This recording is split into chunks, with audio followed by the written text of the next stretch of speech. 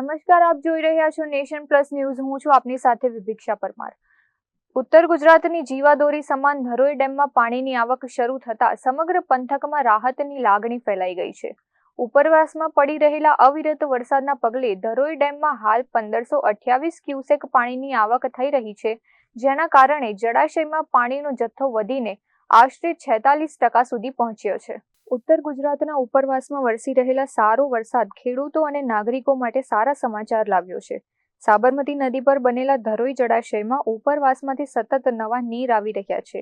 હાલની સ્થિતિ મુજબ ધરોઈ ડેમમાં 1528 ક્યુસેક પાણીની આવક નોંધાઈ છે, જેના પગલે ડેમમાં હાલ 45.99% જેટલો જળ સંગ્રહ થઈ ગયો છે.